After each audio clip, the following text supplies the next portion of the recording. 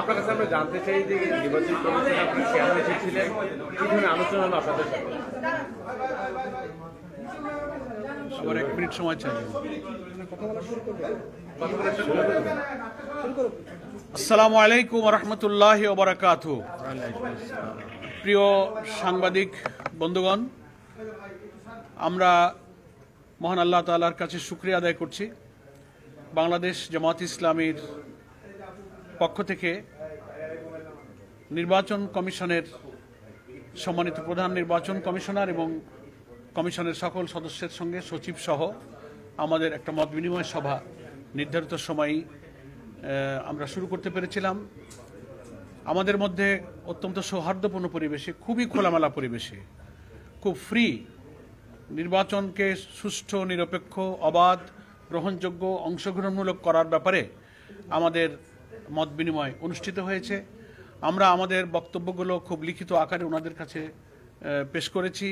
ওনারাও সে সম্পর্কে ওনাদের কিছু বিষয় শেয়ার করেছেন, মত বিনিময় করেছেন। আমাদের এখানে এই প্রতিনিধি দলে যারা সঙ্গী আছেন, আমাদের বাংলাদেশ জামাত ইসলামীর সহকারী সেক্রেটারি জেনারেল হামিদুর রহমান আজাদ, সাবেক এমপি, আমাদের নির্বাহী পরিষদের সদস্য মতিউর রহমান আকন্দ, পাবলিসিটি এবং মিডিয়া বিভাগের সেক্রেটারি, আমাদের কেন্দ্রীয় গণপরিষদ সদস্য অ্যাডভোকেট জসিমউদ্দিন সরকার, সুপ্রিম কোর্টের, এবং তিনি বাংলাদেশ লয়ার্স কাউন্সিলের প্রেসিডেন্ট, এবং আমাদের সঙ্গে আছেন অ্যাডভোকেট ইউসুফ আলী, যিনি ডেপুটি অ্যাটর্নি জেনারেল, তিনিও আমাদের কেন্দ্রীয় মজলিস শুরার সদস্য।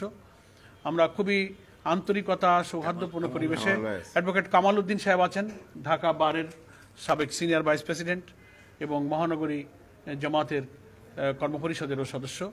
আমরা সকলেই কমিশনের সকল সদস্য এবং সচিব মহোদয়ের সঙ্গে খুব ফ্রাঙ্ক আলোচনা করেছি এবং ওনারাও খুব সন্তুষ্টি প্রকাশ করেছেন যে আমরা খুব কনসুলেটেড একটা রিটার্ন প্রপোজাল আমরা পেশ করতে পেরেছি এবং ওনারা এখান থেকে অনেক উপকৃত হবেন। এবং কখনো কখনো কিছু বিষয়ে ওনারা প্রাসঙ্গিক মতামত দিয়েছেন। আলোচনা, ওনাদের সক্ষমতা, সীমাবদ্ধতা, সমস্যা, এগুলো নিয়ে আমরা আলোচনা করেছি। আমরা আলোচনায় আমরা 23টা পয়েন্টে ওনাদেরকে লিখিত প্রপোজাল পেশ করেছি। তো সব তো আর এখানে আপনাদের সামনে ব্রিফ করা, মেজরের মধ্যে আমরা পরিষ্কার বলেছি যে নো ইলেকশন উইদাউট রিফর্ম। আমাদের পরিপূর্ণভাবে অন্তত নির্বাচনী প্রক্রিয়ার সঙ্গে যে সমস্ত অর্গান এবং বিভাগগুলো রাষ্ট্রের জড়িত, সেগুলোকে সংস্কার করেই জাতীয় সংসদে নির্বাচন করতে হবে। তা না হলে এই নির্বাচন নিরপেক্ষ হবে না, অবাধ হবে না। পূর্বের যে 3টা নির্বাচনে জনগণ ভোট দিতে পারে নাই, সেই নির্বাচনেরই পুনরাবৃত্তি ঘটবে। এদেশের জনগণ 2000 ছাত্র জনতার জীবন এবং প্রায় 30,000 ছাত্র জনতার যে আহত এবং রক্ত, এটা বৃথা যাবে। এই জন্য আমরা এটা বলেছি যে সংস্কার সম্পূর্ণ করে নির্বাচন প্রক্রিয়া সুষ্ঠু করতে যেটুকু সংস্কার লাগে, আমরা হোল রাষ্ট্রের সংস্কার আমরা বলিনি। এখানে অনেকে ভুল বোঝার চেষ্টা করেন। এটা করতে গেলে ইট উইল টেক টাইম, এটা একটা নির্বাচিত সরকারের দায়িত্ব। কিন্তু এই অন্তর্বর্তীকালীন সরকারের এটা দায়িত্ব নির্বাচনকে নিরপেক্ষ করার প্রয়োজনে যে সংস্কারটুকু ন্যূনতম প্রয়োজন, তার জন্য যতটুকু সময় যৌক্তিক প্রয়োজন হবে, জামাত ইসলামী সে সময় দিতে প্রস্তুত এবং সেই নির্বাচন করবে। আমরা কোনো দিন, মাস, ক্ষণ বেঁধে দিইনি। জামাত ইসলামীর পূর্বের যে অবস্থান, আমাদের সম্মানিত আমিরি জামাত ডক্টর শফিকুর রহমান প্রথম থেকে আমাদের নির্বাচনী দিনক্ষণের ব্যাপারে যে অবস্থানের কথা জাতির সামনে ব্যক্ত করেছেন, আমরা আজকেও সেই অবস্থান ব্যক্ত করেছি।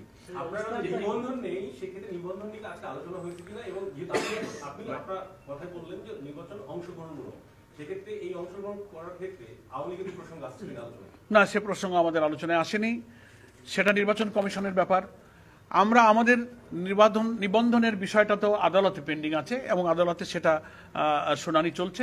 আমরা আশা করছি আমরা আদালতে ইনশাআল্লাহ ন্যায় বিচার পাবো। স্থানীয় সরকার নির্বাচনকে, এই যে আমরা সংস্কারের কথা বলছি, নির্বাচনের যে যৌক্তিক সংস্কারের কথা শেষ করে তারপর জাতীয় নির্বাচন, এর আগে কি স্থানীয় সরকার নির্বাচনের বিষয়ে কমিশনকে কোনো নির্দেশনা? কমিশনকে আমরা তো পরামর্শ দিয়েছি যে জনগণের আকাঙ্ক্ষা, কিন্তু জনগণ চায় যে স্থানীয় সরকার কাঠামোকে সচল করতে, সক্রিয় করতে, স্থানীয় সরকারের এবং গ্রামীণ অবকাঠামোতে উন্নয়ন, আইন শৃঙ্খলা, জনদুর্ভোগ কমাতে জনগণের আকাঙ্ক্ষাই হচ্ছে স্থানীয় সরকার নির্বাচনটা আগে হোক।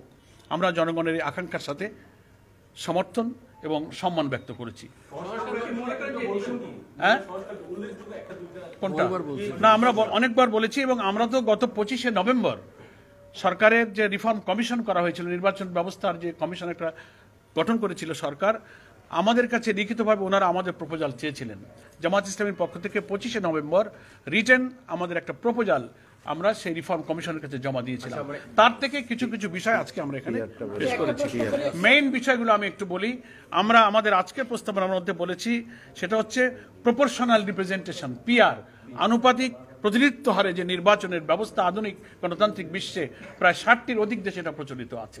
নির্বাচনকে কালো টাকা এবং পেশি শক্তি থেকে মুক্ত করে ফ্রি ফেয়ার একটা ইলেকশন, এবং পার্লামেন্টকে যদি দক্ষ পার্লামেন্টারদের দ্বারা, আইন প্রণেতাদের দ্বারা পরিচালিত করতে হয়, তাহলে এই পদ্ধতিটাই বাংলাদেশের জন্য খুবই উপযোগী। এটা আমরা প্রপোজ করেছি। আমরা বলেছি যে আরপিওতে 9 এর যে আর্টিকেল আছে, অনুচ্ছেদ 91-এর এ, 91-এর এ যে অনুচ্ছেদ আছে, সেটা গত সরকার বেআইনিভাবে নির্বাচন কমিশনের এই অধিকারকে তারা খর্ব করেছিল, রাজনৈতিক উদ্দেশ্যে তারা খর্ব করেছিল, যেখানে আমরা বলেছি যে এটাকে পুনর্বহাল করতে হবে। যে কোনো নির্বাচনে অনিয়ম হলে ইলেকশন কমিশনকে সেই আইনে এখতিয়ার দেওয়া হয়েছিল অনুচ্ছেদে যে তারা আংশিক বা পুরো বাতিল করতে পারে। এটা গত সরকার পলিটিক্যাল ইন্টেনশনে তারা এটাকে তুলে নিয়েছিল, বাতিল করেছিল। এটাকে আমরা পুনর্বহাল করতে দাবি করেছি। নেক্সট আমরা বলেছি প্রবাসী ভোটারদের ভোট ইনশিওর করতে হবে।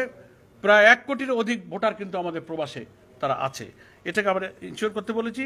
এবং আমাদের ভোটার তালিকায় নাম অন্তর্ভুক্ত করার ব্যাপারে যে প্রক্রিয়া চলছে, সেক্ষেত্রে প্রশাসনিক ইউনো অফিস, নির্বাচনের সাথে সংশ্লিষ্ট কর্মকর্তাদের হয়রানির বিষয়গুলো, অনেক ফাইলগুলো পেন্ডিং পড়ে আছে নানান ইস্যুতে, সেগুলো নিরসনের জন্য আমরা অনুরোধ করেছি। এবং আরেকটা মৌলিক ব্যাপারে আমরা কথা বলেছি, সেটা হচ্ছে যে সংবিধানের প্রতিটি নাগরিকের রাজনীতি করার এবং রাজনৈতিক দল গঠনের কিন্তু অধিকার আছে। তো নিবন্ধন আইন যেটা করা হয়েছে, যার ভিত্তিতে এখন বাংলাদেশের রাজনৈতিক দলগুলো 8 সালের পর থেকে রেজিস্ট্রেশনের সিস্টেম চালু হয়েছে। এর আগেও তো বহু ইলেকশনে আমরা অংশ নিয়েছি। এতে করা হয়েছে যে এত কঠিন শর্তগুলো দিয়ে এই আইনটা করা হয়েছে যে সকল রাজনৈতিক দলের এত কঠিন শর্ত পূরণ করে রাজনীতি করার অধিকার কিন্তু খর্ব করা হচ্ছে।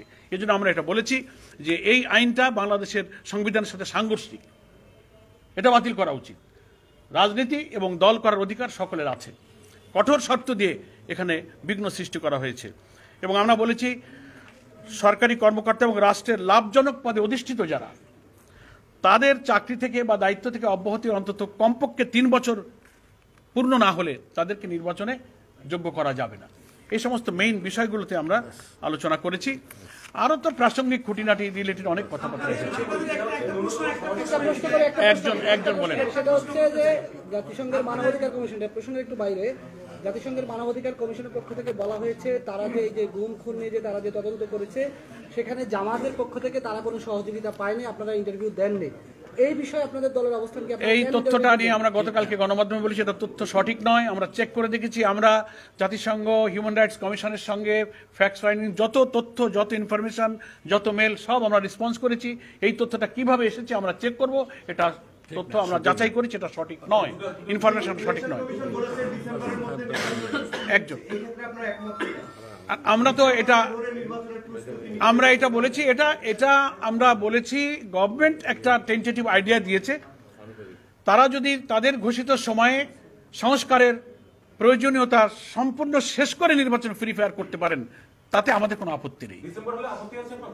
মাস আমাদের কাছে ফ্যাক্টর নয়। মাস হচ্ছে যে সংস্কারটা পূর্ণ করে ইলেকশন ফেয়ার হবে কিনা, সেটার জন্য যে মাস লাগে আমরা তার জন্য প্রস্তুত আছি।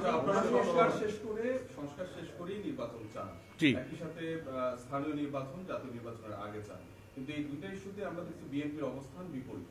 তাতে বিএনপির মতো রাজনৈতিক দলের সাথে যেহেতু আমরা একসাথে বিভিন্ন কর্মসূচি বিভিন্নভাবে কাজ করেছেন, যদিও এখন নির্বাচনী মাঠে আপনাদের প্রতিদ্বন্দ্বিতা আছে, বিএনপির সাথে আপনাদের এইসব বিষয়ে বোঝাপড়া আছে কিনা, নাকি একবারে বিপরীত অবস্থান? একটা গণতান্ত্রিক দেশে নানান ইস্যুতে ভিন্ন মত তো থাকতেই পারে, এ ব্যাপারে আমাদের কোনো মন্তব্য নেই। আমাদের একটা মত দিয়েছি, তার সাথে আরেকটা দলের ভিন্ন মত থাকতে পারে। That is the beauty of democracy, এটা হতেই পারে। আচ্ছা, আমি একটু জিজ্ঞেস করি যে সংখ্যানুপাতিক যে বিষয়টা এসেছে, এটা আমি জার্নালিস্ট হিসেবে বলছি না, মানুষের পার্সপেক্টিভ হিসেবে বলতে চাই 300 আসনে আমাদের যে প্রার্থী দেওয়ার একটা সক্ষমতা নেই, নির্দিষ্ট আসনগুলোতে আপনাদের জনপ্রিয়তা, এর পরিপ্রেক্ষিতে যাতে যদি 300 আসনে এককভাবে ভোট হয় দল ভিত্তিক, সেক্ষেত্রে আসন পাওয়ার সম্ভাবনা খুবই ক্ষীণ। একটা সেই ক্ষেত্রে নাকি আমরা সংখ্যানুপাতিকতার গুরুত্ব দিচ্ছি না, ওইটা আপনার মন্তব্য, আপনার একার মন্তব্যই তো জাতির মন্তব্য হবে না। পার্সপেক্টিভের কথা বলছি, তাদের অপিনিয়নটা বলছি। কোন মানুষের, সে মানুষ কারা? মানে আপনি একা বললে তো সব মানুষ হয়ে যাবে না। Another question, please. 300 আসনে নির্বাচন করার সক্ষমতা জামাত ইসলামের আছে। আমরা 300 আসনে প্রার্থী আমরা প্রস্তুত করে ফেলেছি। প্রাথমিক বাছাই প্রক্রিয়া চলছে, অফিসিয়ালি সেন্ট্রাল ডিক্লারেশন হয়নি, তবে লোকালি বিভিন্ন জায়গায় বাছাই প্রক্রিয়া হচ্ছে, সে খবরগুলো গণমাধ্যমে আসছে, আপনারা এটা দেখতে পাচ্ছেন। এবং এটা আজকের সঙ্গে প্রাসঙ্গিক নয়। তো আমার মনে হয় যে আপনাদের নির্বাচন কমিশনকে আপনাদের কোনো বলেছে যে আমরা সংস্কার করে করব নির্বাচন দেব? ওনারা তাদের সাথে সরকারের, রাষ্ট্রের বোঝাপড়ার ব্যাপার, রাষ্ট্র এবং সরকার এই সংস্কারের দায়িত্বগুলো পালন করবেন, তারপরে নির্বাচন কমিশন তার দায়িত্ব পালন করবে। না, আর কোনো আলোচনা হয়নি। আমরা 2 ঘন্টা 10টা থেকে 12টা পর্যন্ত লং টাইম খুবই খোলামেলা ধৈর্যের সাথে আলোচনা আমরা উভয় করেছি। আমরা নির্বাচন কমিশনকে ধন্যবাদ জানিয়েছি। আপনারা যারা সাংবাদিক বন্ধুগণ দীর্ঘ সময় আপনারাও কিন্তু অপেক্ষা করেছেন, সে কারণে we are very much grateful to you, আপনাদেরকেও আমরা ধন্যবাদ জানাচ্ছি। এবং আমরা কেবল নির্বাচন কমিশনের সাথে সম্পর্ক সংযোগ দায়িত্ব নেওয়ার পরে প্রথম আলোচনা শুরু হলো, একটা কন্টিনিউয়াস প্রসেস, এটা এখন চলবে। আমাদের সঙ্গে যারা আছেন নির্বাচন কমিশনের সঙ্গে সংগঠন থেকে দায়িত্বপ্রাপ্ত নেতৃবৃন্দ, তারা এটা যোগাযোগ অব্যাহত রাখবে ইনশাআল্লাহ। জি, নো, এটা আমাদের আগেই সাংগঠনিক সিদ্ধান্ত। আমরা ইলেকশন করব, নির্বাচনে আইন, নির্বাচন কমিশনের দায়িত্ব নিয়ে আমাদের পক্ষ থেকে আগেই সিদ্ধান্ত যে আমরা রুটিন ওয়ার্ক, আমরা এর পূর্ব নির্বাচন টাইমে ইলেকশনে আমরা সেভারেল টাইমস এসেছি, এটা আমাদের দায়িত্ব।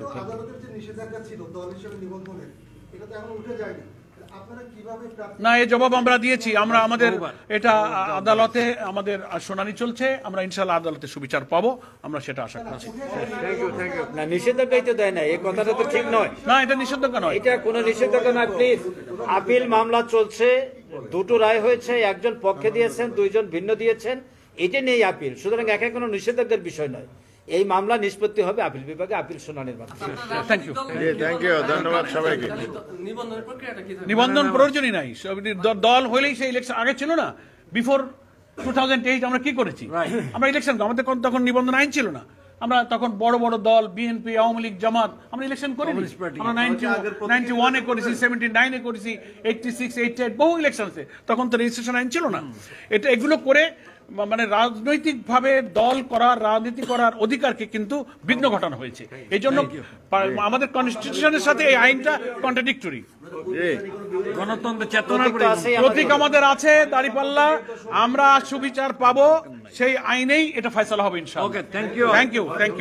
সাফিসিয়েন্ট কথা হয়ে গেছে, আর প্রশ্ন পর্যন্ত এখানে শেষ করা হয়েছে। ধন্যবাদ সবাইকে।